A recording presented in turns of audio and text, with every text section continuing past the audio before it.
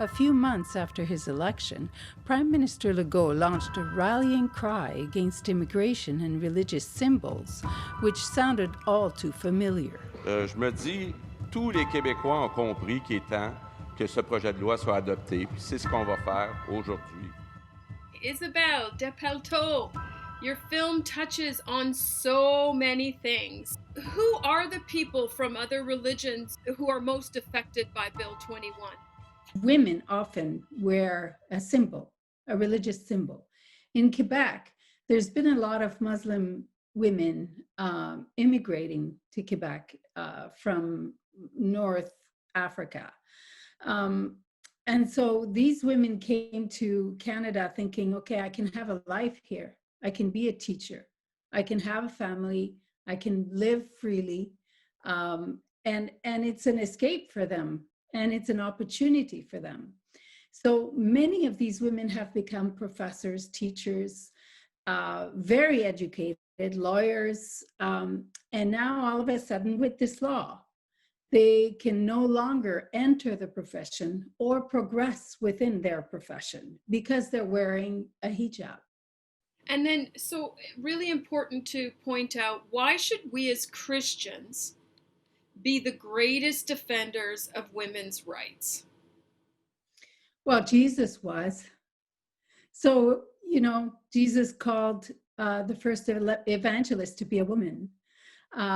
He also defended prostitutes.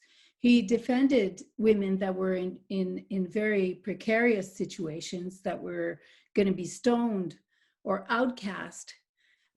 Jesus didn't have a kind of predisposed negative attitude towards women. The culture did at the time, but he stood up against that and defended women. So yeah, the culture still does, really. When you look at the vitriol and hatred going toward people like Hillary Clinton or Nancy Pelosi, they pick women, it seems, to want to get rid of first. Yes, and you know, if you look at the commentary towards women in leadership, especially, when they are criticized, they're usually criticized about their hair, about what they wear, about how they look. You never hear those comments about men in leadership. So this is just a very small example of how demeaning we can be towards women in leadership.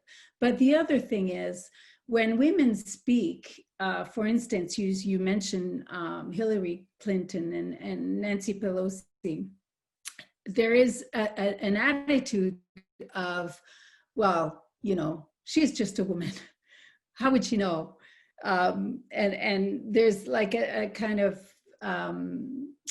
denigration of women in leadership, which is very sad. And, you know, it's not just the Americans. It's here in Canada as well. Are you hopeful that President-elect Joe Biden and Vice President Kamala Harris will change that? So for sure, Joe Biden was extremely strategic in his choice. And it is partly why I think he was elected. I think women are starting to wake up and cast their votes. They're starting to voice their political opinion. They're starting to take their place in the public sphere. I think that for sure, Trump's attitude towards women was very harmful.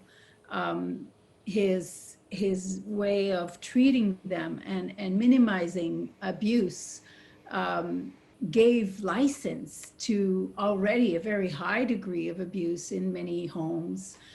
But I think that overall, now with the new government, I don't think that it's going to be overnight. I think it's going to take years to undo and to rebuild and to allow women and respect women in leadership. And all we need to do is follow Jesus's example. Yes, indeed, because I mean, he wasn't afraid to give women a voice.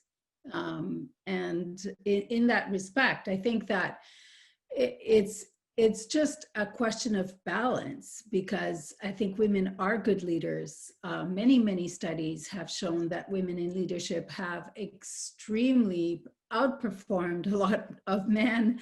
Yeah, Harvard Business School came out with a women leaders in the time of crisis just a couple of weeks ago. Exactly. But, you know, again, it's not a question of saying, well, should we just, you know, impose that women be in leadership? It's not that. It's a question of saying, well, if there's two applicants for the same job in leadership, let's not look at their gender.